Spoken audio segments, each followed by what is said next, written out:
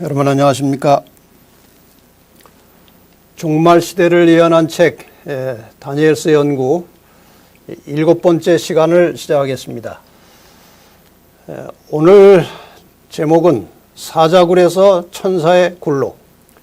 여러분이 너무나 잘 아시는 다니엘 6장, 다니엘이 사자굴에 들어갔던 이야기입니다.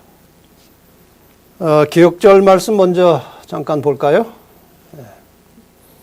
이에 총리들과 고관들이 국사에 대하여 다니엘을 고발할 근거를 찾고자 하였으나 아무 근거, 아무 허물도 찾지 못하였으니 이는 그가 다니엘이 충성되어 아무 그릇됨도 없고 아무 허물도 없음이었더라.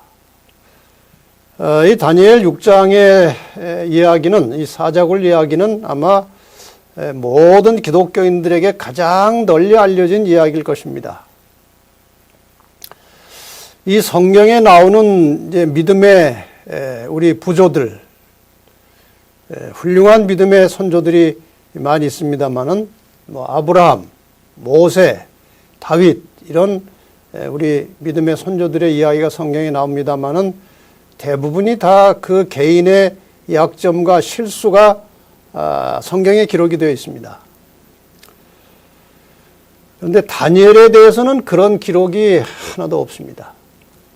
다니엘이야말로 이 종말 시대에 사는 그리스도인들이 본받아야 할 매우 훌륭한 모본이라고 생각이 됩니다.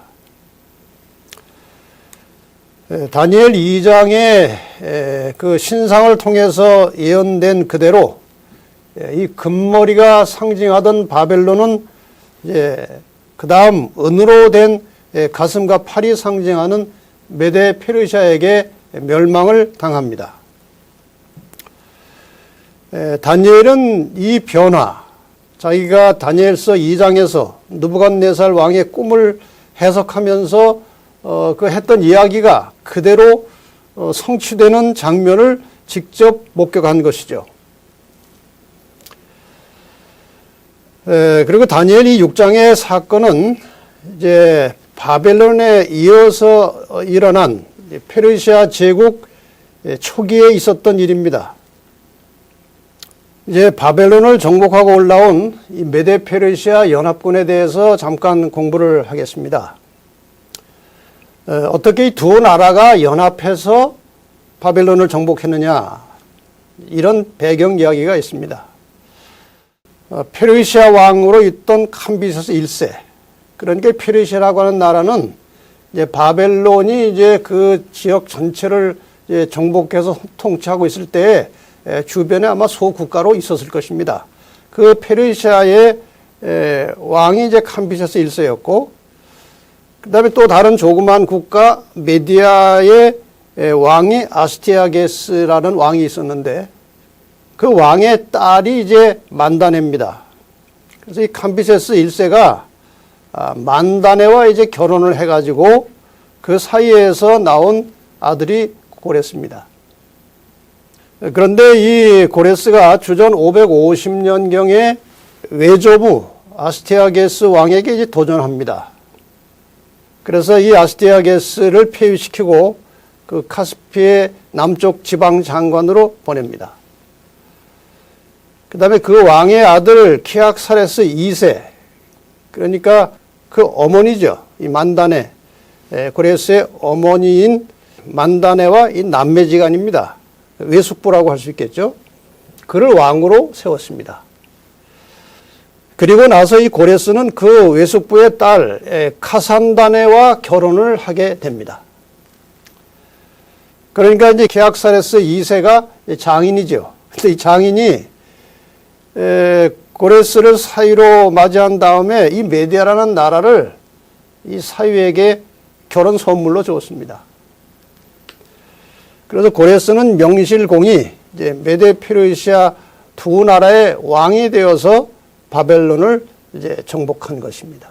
이렇게 해서 이제 메데 페르시아 연합군이 바벨론을 정복했다, 이렇게 나오지만 실제로는 고레스가 주도가 돼서 바벨론을 정복한 것입니다. 그러니까 저 신상에 나온 대로 금머리 다음에 이어진 이 가슴과 팔 은나라가 등장을 한 것입니다. 어떤 사람은 이걸 해석하기를 이렇게 팔짱을 두 개를 이렇게 끼고 있으니까 두 나라가 연합했다 이렇게 설명하기도 하고, 또 이렇게 철로 된 이제 이 종아리 다리를 로마인데 하나는 동로마고 하나는 서로마다 이렇게 해석하는 경우도 있는데 그건 사실 합당치 않습니다. 이 신상이 뭐 팔짱을 끼고 있었는지도 불확실할 뿐만 아니라 더군다나 이 다리 두 개가 동로마 서로마다 하면은 그 다음에 당장 모순이 생깁니다. 왜냐하면은 서로마가 이제 열국으로 분열됐기 때문에 한쪽 다리만 이제 열국으로 분열되기 때문에 모순이 생깁니다. 그래서 우리가 그렇게까지 확대해서 설명할 필요는 없을 것 같습니다. 이 6장의 사자굴 사건은 3장의 풀무불 사건과 평행 구조를 가지고 있습니다. 지난번에 잠깐 이 히브리 문학의 독특한 구조에 대해서 평행법 혹은 이 교차 대구법이라고 하는 용어로 설명을 드렸습니다. 지난번에 보신 그 도표대로 이 다니엘서 전체는 하나의 그 평행 구조를 이루고 있습니다. 그래서 3장과 6장이 이제 평행 구조가 되어 있는데 이 3장과 6장이 바로 다니엘과 그것의 친구들의 이야기가 나오고, 그 다음에 이미 공부하셨던 4장과 5장은 이방 나라 왕들의 이야기입니다. 4장은 느부갓네살 왕의 이야기고 5장은 벨사살 왕의 이야기입니다. 이제 메데 페르시아 제국의 첫 번째 왕으로 이제 나타나는 다리오 왕은 전국을 120도로 분할해서 각 도를 다스릴 고관 120명을 세웠습니다. 그리고 그 고관 120명을 다스릴 총리 3명을 두었는데 그 중에 한 사람이 다니엘이었습니다. 그 당시 다니엘은 대략 85세 정도 된 노인이었습니다. 그럼에도 불구하고 그는 여전히 건강하고 총명해서 대제국의 총리직을 수행할 만한 자질과 능력을 갖추고 있었던 사람이었습니다. 이 다니엘의 절제 생활, 또 절도 있고 규칙적인 신앙 생활, 그리고 그의 영적인 삶이 그 힘이고 그의 능력이었습니다. 다니엘은 하나님께도 매우 충실하고 충성된 종이었고 또한 국가의 업무에도 탁월한 능력을 가진 인물이었습니다. 이런 상황에서 이제 문제가 발생이 됩니다. 일요일 소지에 들어가면은 시기에 가득 찬 마음이라는 제목이 나옵니다. 이제 문제가 어떻게 시작되는가 하면은 다니엘 6장 3절에 보면 다니엘은 마음이 민첩하여 총리들과 나머지 두 총리들과 방백들 120 방백들 위에 뛰어남으로 왕이 그를 세워 전국을 다스리게 하고자 한지라. 그러니까 이 다리오 왕이 된 지 얼마 되진 않았지만 딱 보니까 다니엘이라는 사람이 대단한 사람이에요. 그래서 다니엘을 그 모든 관리를 통솔하고 총괄하는 이제 우두머리로 세우려고 왕이 생각을 했습니다.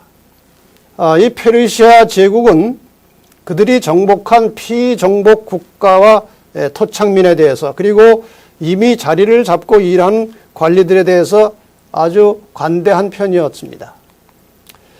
다니엘은 이미 오랜 세월 동안 이 바벨론 왕궁의 고위 관리로서 풍부한 경험이 있었고 이 고령에도 불구하고 다른 사람들보다 탁월했기 때문에 왕이 이러한 생각을 갖게 된 것이죠.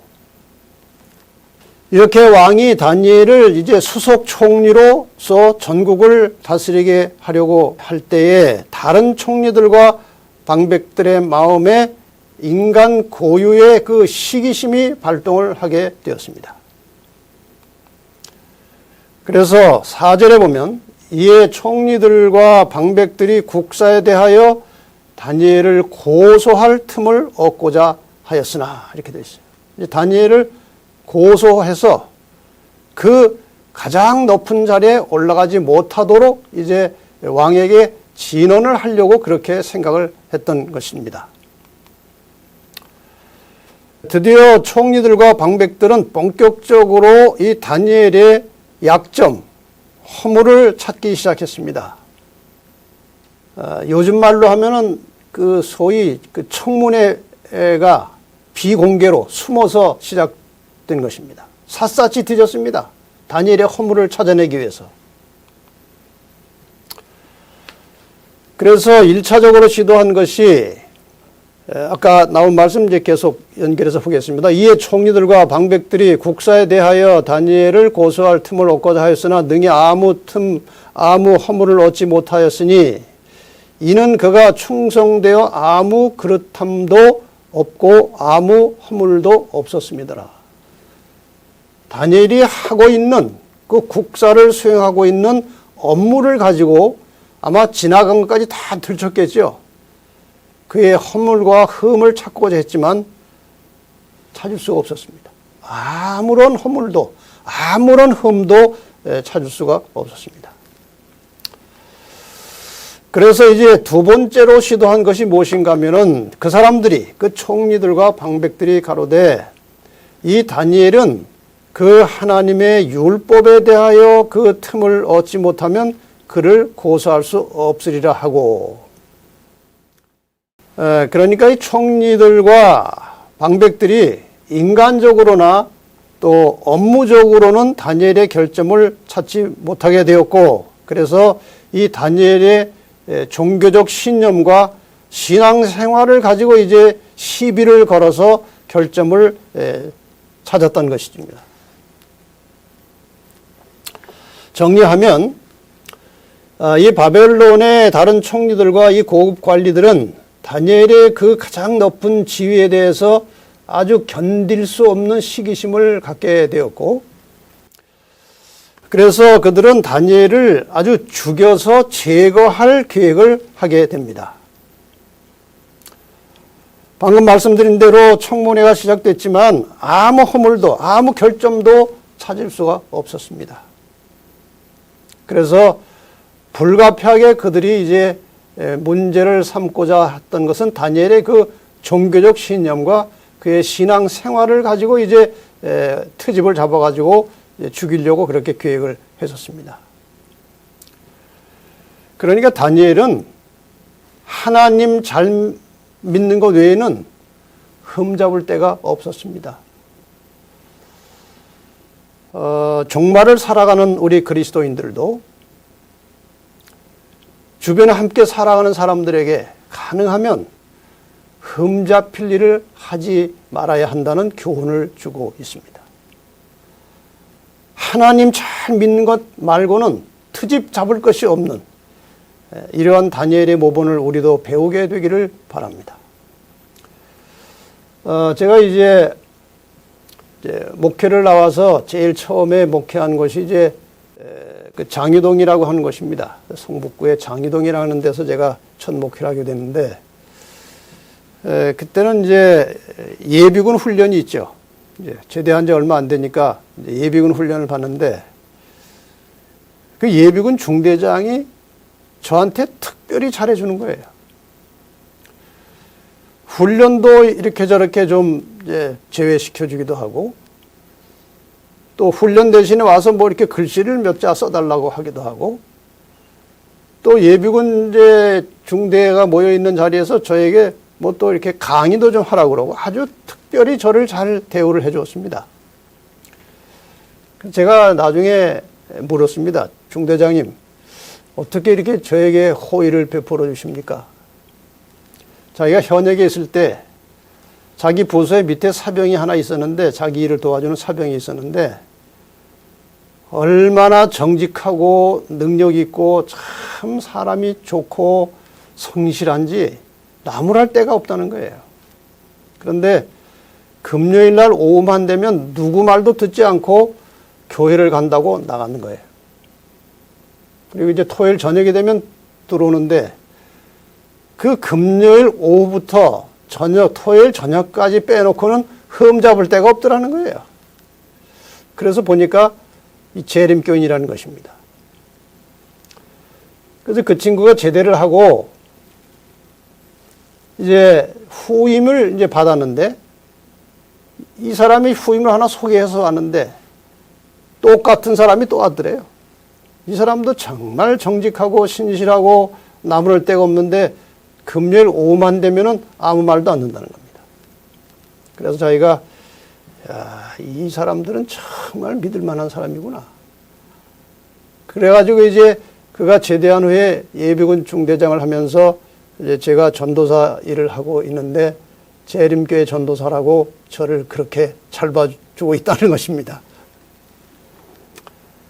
여러분, 우리 재림 성도들은 정말 평상시 생활 속에서 아주 정직하고 성실하고 충실해야 합니다. 하나님 믿는 것 외에는 흠잡을 데 없는 그런 그리스도인들이 되시기를 바랍니다. 자, 이제 이 방백들과 총리들이 다니엘을 이제 시기하는데 저는 이걸 보면서 미워하는 것도 살인하는 것이라고 하신 예수님의 말씀이 생각이 났습니다. 실제로는 죽이려는 계획을 갖거나 죽이지는 않더라도 시기심을 가지고 저 사람이 없었으면 좋겠다고 생각하면 거기에서 이미 살인이 시작되는 것입니다. 그래서 이 방백들과 총리들이 처음에는 이 다니엘이 없었으면 했지만 나중에는 이제 죽이려고 하기까지 계획을 세웠던 것이죠. 그래서 그리스도인은 어쨌든 모든 주변에 함께 살아가는 사람들을 이제 좋게 봐주는 훈련을 해야 합니다. 나하고 안 맞던 좀 틀리던 이상하던 간에 우리는 함께 살아가는 모든 주변 사람들을 좋게 봐주는 습관을 가져야 됩니다. 다시 한번 교훈을 정리해 봅시다. 이 교만심을 품었던 루스벨은 그리스도를 시기하였습니다. 시기심이라고 하는 것은 자신이 최고라고 하는 생각에 교만에서 나오는 것입니다. 그리고 시기심이 발동하면 다른 사람을 아주 과소평가하고 다른 사람이 이뤄오는 큰 업적도 아주 시시하게 얘기하고 자기 자신을 과대평가해서 자기가 한 일 별것도 아닌 거 가지고 이렇게 크게 부풀려서 이야기하는 그것이 바로 교만과 시기심에서 나오는 것이죠. 그래서 진실한 그리스도인들은 이 교만과 시기심과 싸워서 이겨야 합니다. 이런 마음의 소원은 있지만 이것을 다스려서 투쟁해서 이겨야 한다는 것입니다. 여기 한 이 영감의 말씀에 보면 하나님의 율법은 마음속에 들끓는 질투, 시기심, 증오심, 악의 원한, 정욕 및 야심 등을 주시하여 본다. 율법이 우리를 다 보고 있다는 겁니다. 마음의 동기까지 다 보고 있다는 것입니다. 이러한 악의 씨들은 뜻은 있으나 기회가 없어 행동으로 나타나지 않을 뿐 언제든지 기회만 있으면 행동으로 옮겨질 것이다. 그리고 이러한 모든 죄악적인 감정은 하나님께서 모든 행위와 모든 은밀한 일을 선악간에 심판하실 그날의 심판을 받게 될 것이다. 우리가 지금은 속에 시기심이나 교만심을 품고만 있고 겉으로 나타내지 않는다 할지라도 그것은 다 나중에 드러난다는 것입니다. 여러분이나 저나 정말 이런 마음을 사귀고 없애고 겸비한 심령을 갖는 일을 위해서 많이 기도하고 노력하시게 되기를 바랍니다. 이제 마침내 다니엘에 대한 음모를 이제 꾸몄습니다. 그 내용은 이겁니다. 왕에게 가서 이제 이런 제안을 했습니다. 이제부터 30일 동안에 누구든지 왕 외에 어떤 신에게나 사람에게 무엇을 구하면 사자굴에 던져 넣기로 한 것입니다. 도장을 찍어 주시죠. 자, 여기 보면 무엇을 구하면 왕 외에 다른 신이나 사람에게 무엇을 구하면 이것은 기도와 관련된 것이죠. 다니엘이 하루 3번씩 정한 시간에 하나님께 기도하는 것은 공개된 사실이었습니다. 누구나 다 알고 있었습니다. 그래서 바로 이 점을 가지고 이제 이 총리와 방백들이 음모를 꾸몄습니다. 그래서 총리와 방백들은 다니엘의 이 기도를 가지고 아주 묘한 술책을 찾아냈습니다. 왕이 좋아할 수 있는 새로운 법안을 제출한 것이죠. 왕만 섬기도록 합시다. 역시 왕도 인간입니다. 그래서 이 어리석은 다리오 왕은 자신을 신처럼 대우하려고 하는 이 제안에 상당히 감동이 돼가지고 그 법안에다가 도장을 찍었습니다. 여기에서 우리 교회 혹은 이 세상의 지도자들이 주의할 것이 있습니다. 아랫사람이 적당한 예의를 넘어서 지나치게 잘하는 것은 일종의 아첨이고 아부입니다. 그리고 그 뒤에는 언제나 다른 욕심이 들어있다는 것이죠. 그리고 그런 사람이 지도자가 되고 나면 아랫사람들을 아주 가혹하게 대합니다. 제가 군대에 있을 때 그런 걸 많이 봤어요. 이 상관에게 굉장히 이거 아부할 정도로 깍듯하게 잘하는 사람은요, 돌아와서 그 부하들에게 굉장히 아주 가혹해요. 아주 무서워요. 이것이 이제 인간의 이중성입니다. 여기 다리오 왕의 신하들이 이제 왕에게 그럴듯한 법안을 가지고 갔지만 그 속에 다른 뜻이 있었다는 것이죠. 언제부터 다니엘이 이렇게 하루 3번씩 기도했는지 정확하게 모르지만 아마도 포로로 잡혀온 때부터 계속 그렇게 하나님께 기도하였을 것입니다. 그래서 전에 행하던 대로 변함없이 죽을 것을 알면서도 하나님께 기도하던 다니엘의 모습, 정말 감동적입니다. 그런데 이런 말을 종종 합니다. 다니엘이 그 30일, 뭐 긴 기간도 아니고 한 달 정도 그냥 골방에 들어가서 몰래 기도하면 될 텐데 뭐하러 그렇게 사서 화를 자초했느냐. 마태복음 6장 6절에 보면 너는 기도할 때에 내 골방에 들어가 문을 닫고 은밀한 중에 계신 내 아버지께 기도하라. 은밀한 중에 보시는 내 아버지께서 갚으시리라. 이렇게 은밀하게 기도해도 괜찮은데 왜 그렇게 했을까 하는 의문입니다. 그런데 이 음모를 꾸민 총리들과 방백들이 다니엘의 기도 습관을 다 알고 있었습니다. 그래서 다니엘이 뭐 몰래 가서 기도한다고 피할 수 있었던 일은 아니라고 봅니다. 그리고 다니엘은 사람을 두려워하지 않는 하나님의 사람이었습니다. 그 사람 뭐 이렇게 음모를 꾸민다고 다니엘이 그게 무서워서 그저 이렇게 공개적으로 하던 기도를 몰래 한다. 그건 다니엘에게 맞지 않는 것이죠. 다니엘은 이 사건, 이 음모와 이 사건이 단순히 정치적인 문제가 아니고 우주적으로 일어나고 있는 이 선악의 싸움의 문제라는 사실을 알고 있었기 때문에 피하려고 하지 않고 하던 대로 그냥 과감하게 기도하는 다니엘의 모습이죠. 여기 이 두 장면을 한번 다시 생각해 봅시다. 이 조서에 어인이 찍힌 것을 알고도 전에 행하던 대로 하루 3번씩 기도했다. 죽을 것을 알고도 하나님께 충성했다는 말이죠. 이미 3장에서 나왔던 이야기 속에도 매우 중요한 구절이 나옵니다. 그리 아니하실지라도. 느부갓네살 왕이 화가 나가지고 이제 이 세 친구를 다 이제 풀무불에 집어넣어서 죽이겠다고 협박을 했을 때에 하나님께서 우리를 보호해 주실 것입니다. 네.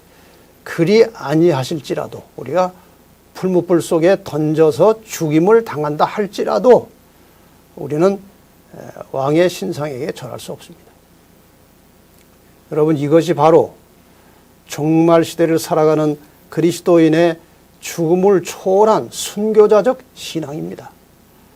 이런 신앙을 가진 자들이 말세에 살아남을 것이라고 했습니다.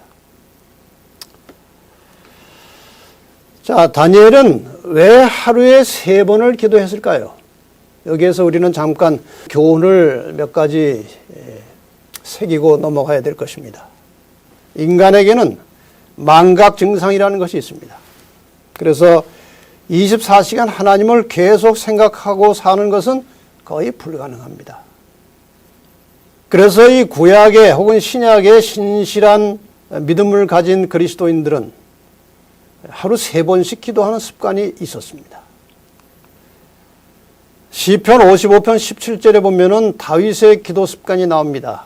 저녁과 아침과 정오에 내가 근심하여 탄식하리니 여호와께서 내 소리를 들으시리로다. 저녁, 아침, 정오. 이 말씀 속에 이미 저녁부터 하루가 시작된다는 의미가 들어있겠죠. 저녁, 그리고 아침 기도, 정오 기도 이렇게 3번 기도했습니다. 신약에 보면 베드로의 기도가 나옵니다. 이튿날 저희가 행하여 성에 가까이 갔을 그때에 베드로가 기도하려고 지붕에 올라가니 시간은 제6시더라. 여기에 제6시는 12시 정오입니다. 정오에 기도하러 이 베드로가 지붕에 올라가는 이야기가 나옵니다. 그러니까 아침 저녁만 기도한 게 아니고 정오에도 이제 기도하는 장면이죠. 어떤 집사님이 장로님에게 이렇게 물었습니다. 장로님은 하루에 얼마나 기도하십니까? 그랬더니 장로님이 되물었어요. 집사님은요? 그랬더니 그 집사가 저는 하루 종일 기도하는 마음으로 삽니다. 근데 장로님이 이렇게 대답하셨습니다. 저는 하루 3번 정해진 시간에 기도하고 나머지 시간은 기도하는 마음으로 삽니다. 이게 정답입니다. 우리가 좀 더 우리 자신을 돌아보고 좀 더 하나님의 능력을 의지하려면 하루 3번 기도하는 것이 아주 건강한 신앙이라고 합니다. 우리 하루 3번 기도하는 습관 한번 도전해 보지 않겠습니까? 여러분 그 스마트폰에, 여러분 그 핸드폰에 알람을 11시 45분이나 12시에 맞춰놓고 그 소리가 나면 어디서든지 잠시 기도하는 그런 습관, 하루에 3번 기도하는 습관을 한번 만들어 보면 좋겠습니다. 자, 이제 드디어 다니엘이 사자굴에 들어갈 수밖에 없는 상황이 되었습니다. 지금 다니엘은 전에 행하던 대로 기도를 하고 있었고, 저기 보시는 대로 그것을 확인하기 위해서 지금 그 음모를 꾸민 자들이 이제 창문을 통해서 이제 보는 저것이 그 당시 현실이었습니다. 자, 드디어 이제 발각이 됐습니다. 증거를 잡았습니다. 왕에게 가서 말할 증거를 잡았어요. 그리고 이제 왕 앞에 가서 고발을 하는데, 왕이시여, 지난번에 우리가 그 법안을 만들어서 왕이 도장 찍은 거 있지 않습니까? 거기에 30일 동안 왕 외에 다른 신이나 사람에게 기도하면 사자굴에 넣기로 한 것 기억하시죠? 물론 기억하지. 이것이 적실하니 메대와 바사에 변개치 않는 규례대로 된 것이니라. 내가 기억할 뿐만 아니라 절대로 변개할 수 없는 법이지. 그들이 왕 앞에서 대답하여 가로되 왕이여, 사로잡혀온 유다 자손 중에서, 그러니까 이 다니엘을 아주 무시하고 멸시하는 표현을 쓴 것입니다. 포로입니다. 그것도 유다 자손 포로입니다. 그런데 그가 왕과 왕의 어인이 찍힌 금령을 돌아보지 아니하고, 그러니까 이제 이 다니엘이 왕을 무시했다고 하는 표현을 또 이제 강조합니다. 하루 3번씩 기도하나이다. 다른 신에게 기도합니다. 그러니 걸린 것이 아닐까요? 왕은 이 다니엘이 고발된 사실을 알고 정신이 번쩍 났습니다. 총리와 방백들의 모함에 걸려든 것을 즉시로 알아차렸습니다. 내심 아주 당황스럽고 분노했지만 내색을 할 수가 없는 것입니다. 자, 이후에 이 일어난 사건들을 보면 이제 다니엘서 6장에 상세하게 기록되어 나오는데 기록 자체가 굉장히 감동이 있습니다. 그래서 제가 본문을 그대로 이제 소개하면서 설명을 하려고 합니다. 이제 왕이 고심을 하지 않을 수가 없습니다. 자기가 가장 아끼고 좋아하던 다니엘이 이제 그 법에 걸려 들었습니다. 14절에 왕이 이 말을 듣고 그로 인하여 심히 근심하여 다니엘을 구원하려고 마음을 쓰며 그를 건져내려고 힘을 다하여 해가 질 때까지 이르매. 여기서 우리가 이 다리오 왕의 심정을 충분히 이해할 수 있습니다. 아마 다른 사람 같았으면 즉시로 사자굴에 집어넣어서 죽였을 것입니다. 근데 이 왕은 다니엘이 죽는 것을 도무지 인정할 수가 없었어요. 그래가지고 이걸 어떻게 해서 다니엘을 살려낼까 하고 이제 고심하고 마음을 쓰는데 뭐 자기가 도장을 찍은 문서이기 때문에 방법은 없고 해가 질 때까지 이제 집행을 못하고 기다린 겁니다. 이때 그 방백들이 찾아왔습니다. 또 그 무리들이 또 모여 왕에게로 나와서 왕께 말씀하되 왕이여 메대와 바사의 규례를 아시거니와 왕의 세우신 금령과 법도는 변개하지 못할 것입니다. 그러니까 이 사람들이 눈치를 챈 겁니다. 저 왕이 그 사랑하는 다니엘을 어떻게 살려보려고 굉장히 궁리를 하고 애쓰고 있구나. 이걸 사실 이 사람들이 눈치를 챈 겁니다. 그래서 이제 와서 절대로 이 법은 바꿀 수 없습니다 하고 다시 한번 확인합니다. 결국 다니엘은 그 법대로 사자굴에 들어갔습니다.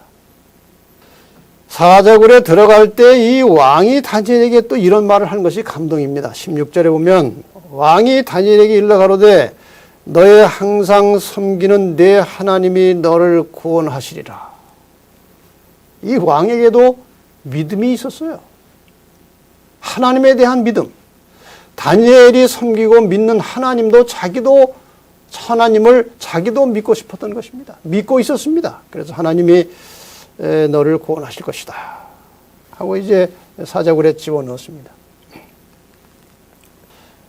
여기 이 말씀을 추석한 영감적인 글에 보면 하나님은 다니엘의 원수들이 그를 사자굴에 던져 넣는 것을 막지 않으시고 악한 천사들과 악인들이 그들의 목적을 좀 더 성취하도록 허용하셨다. 다니엘이 사자굴에 들어가도록 허용하셨다. 왜 그랬느냐? 이는 첫째로 그분의 종이 받는 구원을 더욱 돋보이게 하고 사자굴에 들어갔다가 살아나올 때 그 아주 드라마틱한 그 극적인 장면을 통해서 하나님께 영광을 돌리도록 그렇게 계획을 하셨다는 말씀이죠. 그 다음에 반면 진리와 의에 대한 원수들의 패배를 더욱 완전하게 하려 하심이었다. 여러분, 하나님은 절대로 패하지 않으십니다. 하나님을 믿는 사람들이 패하는 것처럼 보이지만 언제나 끝에 가서는 역전 드라마가 연출됩니다. 끝까지 하나님과 백성들은 승리할 것입니다. 여기에서 이 다니엘 사자굴 사건에서 우리는 하나님의 그러한 계획과 성도들이 장차 받게 될 구원을 다시 한번 확인하게 됩니다. 자, 이제 드디어 사자굴에 들어갔죠? 네. 자, 천사가 지키고 있었습니다. 보이지 않는 천사가 이 사자굴에 있었습니다. 더 이상 이것은 사자의 굴이 아니고 천사의 굴이었습니다.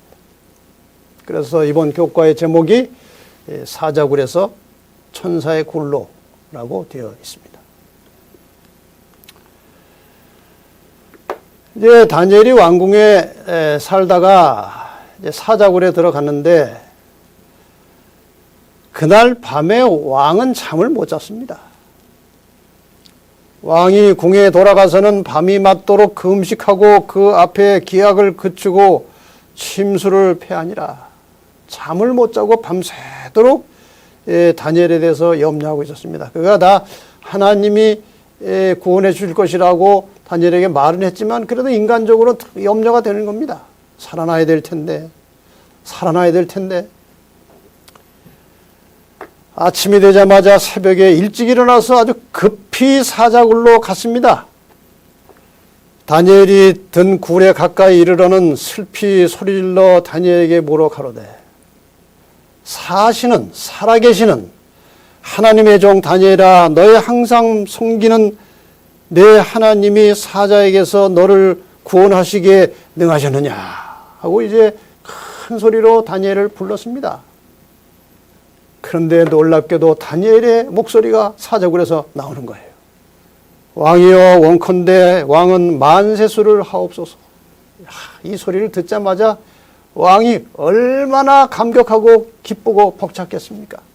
다니엘이 살아있는 거예요. 나의 하나님이 이미 그 천사를 보내어 사자들의 입을 봉하셨으므로 사자들이 나를 상해치 아니하였사오니 이는 나의 무죄함이 그 앞에 명백함이오며 또 왕이여 나는 왕의 앞에도 해를 끼치지 아니하였나이다. 참 놀랍고도 감동적인 장면이죠. 왕이 심히 기뻐서 아마 자기가 죽었다 살아난 것보다 더 기뻤던 것 같아요. 아주 심히 기뻐서 명하여 다니엘을 굴에서 올리라 하며 그들이 다니엘을 굴에서 올린즉 그 몸이 조금도 상하지 아니하였으니 이는 그가 자기 하나님을 의뢰함이었더라. 이렇게 해서 다니엘은 하나님을 의지하는 믿음과 하나님의 보호하심으로 사자굴에서 살아나왔습니다. 자, 이제 왕은 정말 너무나 기분이 좋았고 다른 한편 그 음모를 꾸민 방백들과 총리들에 대해서 아주 괘씸한 생각이 들었습니다. 24절 왕이 명을 내려 다니엘을 참수한 사람들을 끌어오게 하고 그들을 그 처자들과 함께 사자굴에 던져 넣게 하였더니 그들이 굴 밑에 닿기 전에 사자가 곧 그들을 움켜서 그 뼈까지도 부서뜨렸더라. 다니엘이 살아난 다음에 함께 있던 천사는 이제 나갔습니다. 사자만 있었습니다. 그 상황에서 이 참수한 사람들과 그 가족들을 사자굴에 던져 넣으니까 순식간에 다 뼈까지 으스러뜨려서 잡아먹고 끝났습니다. 아마 옛날에는 이 왕의 대신들이나 이 왕의 주변에서 일하는 사람들이 잘못하면 가족까지 죽는다고 하는 그런 부담 때문에 절대로 실수하지 않고 잘했을 것 같아요. 아마 그것을 목적으로 아마도 이 왕들이 한 신하가 잘못하면 가족까지 죽은 것 같아요. 이 사건으로 죄 없는 가족까지 다 죽었습니다. 그 다음에 이 다리오 왕은 이 사건 이후에 전 국민을 향해서 담화문을 발표합니다. 조서를 내렸습니다. 그 조서 내용이 참 감동적이죠. 26절, 27절에 내 나라 관할 아래 있는 사람들은 다 다니엘의 하나님 앞에서 떨며 두려워할지니 그는 사시는 하나님이시오 영원히 변치 않을 자이시며 그 나라는 망하지 아니할 것이요 그 권세는 무궁할 것이며 그는 구원도 하시며 건져내기도 하시며 하늘에서든지 땅에서든지 이적과 기사를 행하시는 자로서 다니엘을 구원하여 사자의 입에서 벗어나게 하셨음이니라. 전 국민을 향해서 다니엘이 섬기고 믿던 그 하나님을 모든 국민이 다 두려워하는 마음으로 그를 섬기도록 이 왕이 이제 조서를 내렸다는 겁니다. 자, 이제 우리는 이 다니엘 3장의 풀무불 사건과 이 사자굴 사건을 좀 살피면서 이 두 사건의 공통점이 무엇인지 한번 살펴볼 필요가 있습니다. 자, 우선 이 다니엘 친구와 다니엘을 핍박한 왕은 이방 나라의 왕이었습니다. 3장에서는 바벨론의 느부갓네살 왕이 풀무불에 집어넣고 6장에서는 페르시아 왕 다리오가 물론 자기가 그렇게 하고 싶어서 한 것은 아니지만 어쨌든 그 다리오의 명에 의해서 다니엘이 사자굴에 들어갔습니다. 근데 두 경우에 다 이제 왕이 호의를 베풉니다. 이미 다니엘의 세 친구는 국가의 방백이 되어 있었고 다니엘을 총리에 임명했습니다. 이 왕들이 다 이렇게 잘 봐주던 히브리 청년들이었습니다.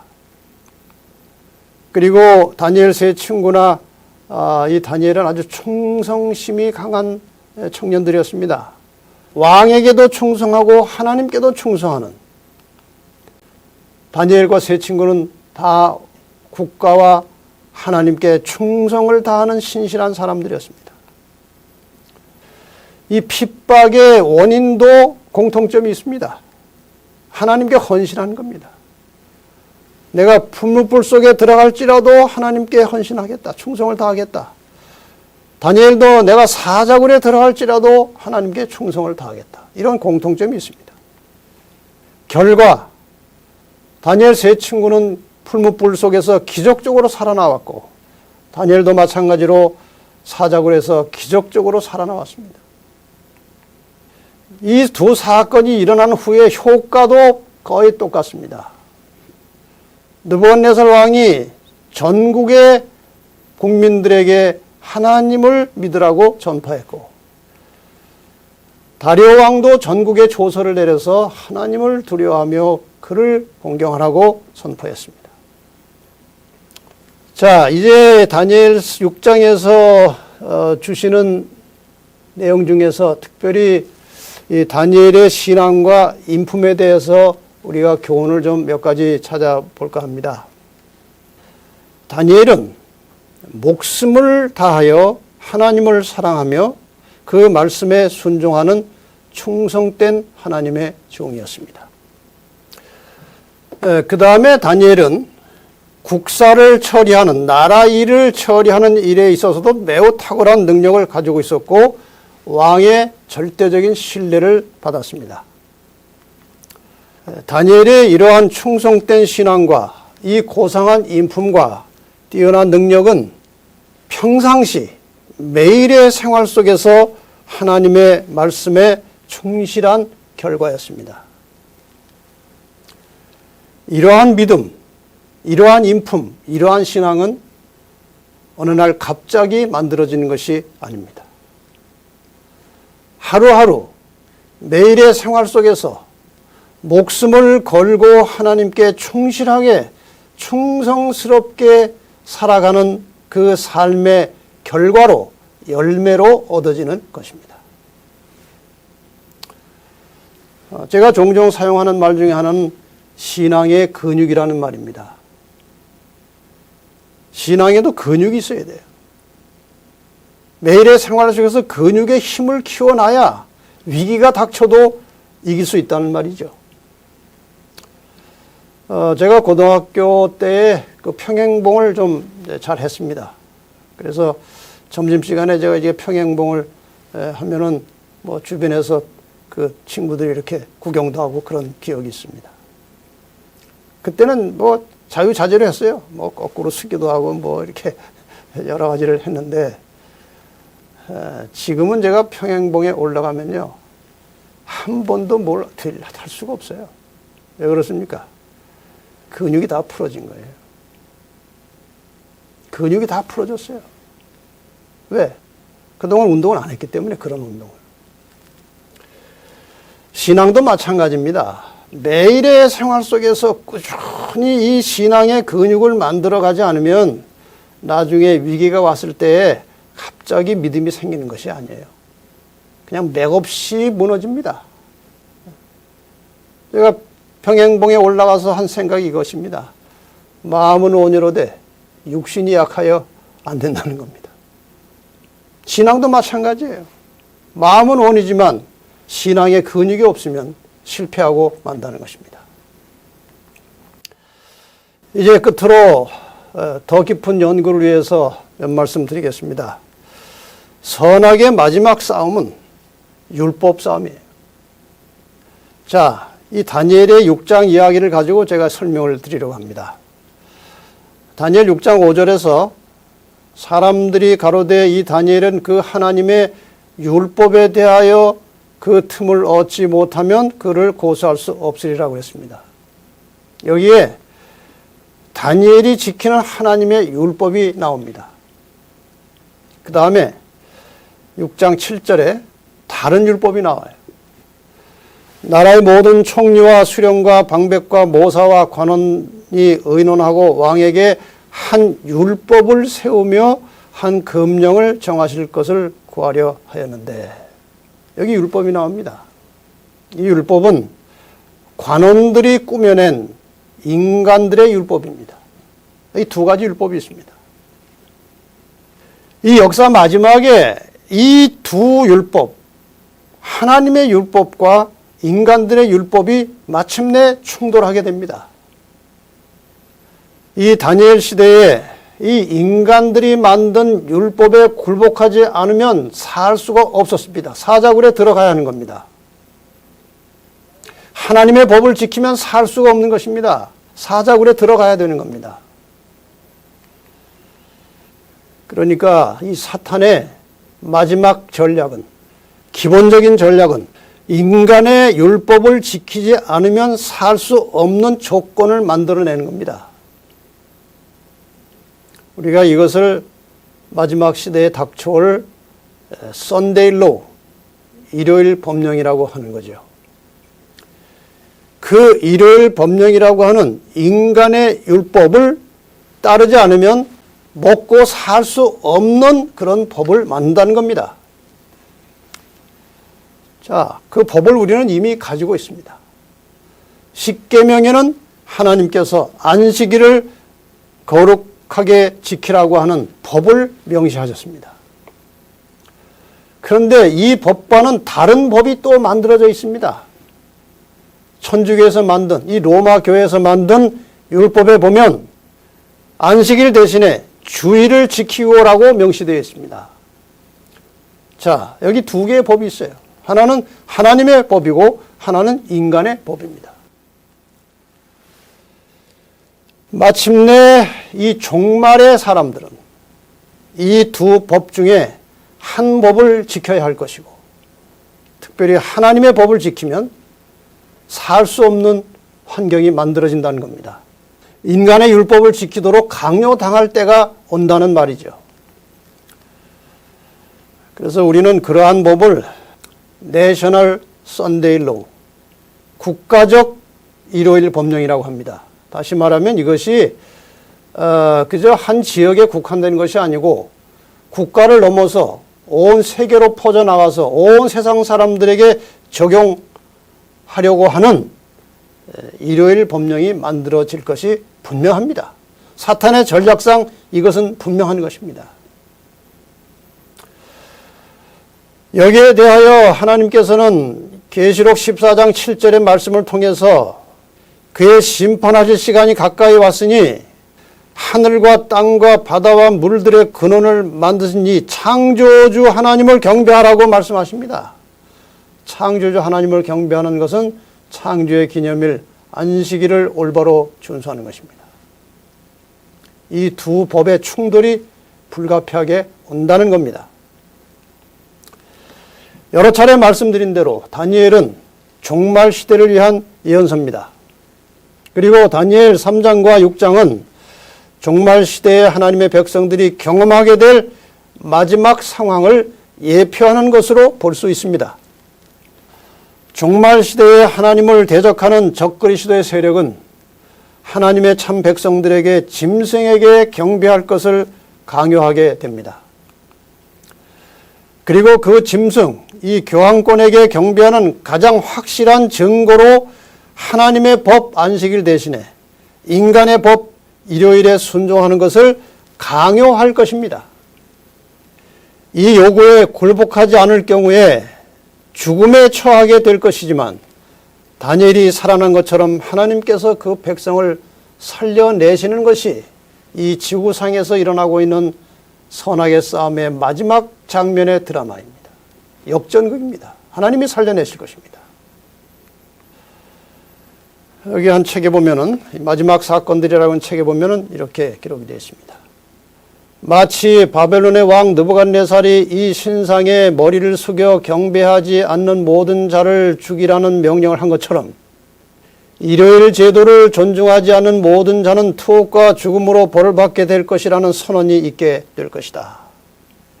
여기는 다니엘 3장에 느부갓네살의 그 신상에 관련해서 이제 경배를 강요할 것을 말하고 있지만 다니엘 6장과도 똑같은 상황입니다. 다른 신에게 기도하면, 왕이 만든 새로운 법에 굴복하지 않으면 죽이겠다는 겁니다. 하나님의 백성들은 고난을 면치 못할 것이다. 박해와 고통을 당하고 궁핍과 고난을 견딜지라도 그들은 죽도록 버려지지 않을 것이다. 많은 시련과 핍박이 있을 것이지만 마지막 시대에 살아서 구원받을 하나님의 백성들은 죽음에 내버려 두지 않게 된다는 말씀이에요. 만일 하나님의 백성들이 그분을 신뢰하고 믿음으로 그분의 능력에 의지할 것 같으면 사탄의 계획들은 모르드게 시대에서와 마찬가지로 현저하게 우리 시대에서도 실패로 끝날 것이다. 모르드게 시대에도 모든 바사 땅의 유대인들을 다 죽이려는 음모가 만들어졌고 죽이는 날짜까지 정해져 있었습니다. 그러나 다시 거기에서도 역전 드라마는 일어났고 유대인들은 다 살아났고 유대인들을 죽이려고 하던 그 하만이 장대에 매달려 죽는 장면이 나옵니다. 여러분, 결과는 명백합니다. 하나님 백성들은 과정 속에서 핍박과 시련을 당합니다. 그것이 다니엘서에서 풀무불, 사자굴 사건으로 나타났습니다. 그러나 결과는 명백합니다. 하나님 백성들이 살아날 것이고 하나님께서 승리하실 것입니다. 그래서 요한복음 16장 33절에 이렇게 말씀하십니다. 이것을 너에게 이름은 너희로 내 안에서 평안을 누리게 하려 함이라. 세상에서는 너희가 환난을 당하나 담대하라. 내가 세상을 이기었노라. 예수님께서 이 땅에 사시면서 수많은 시련과 고통을 당하셨습니다마는 이기셨습니다. 마찬가지로 우리 그리스도인들도 진리를 따라 살고자 하는 그리스도인들도 마지막 이 세상에서 많은 시련과 고통이 있을 것이지만 예수님께서 이기신 것처럼 우리도 이길 것이고 예수님이 도와줄 것입니다. 담대하라. 내가 세상을 이겼노라.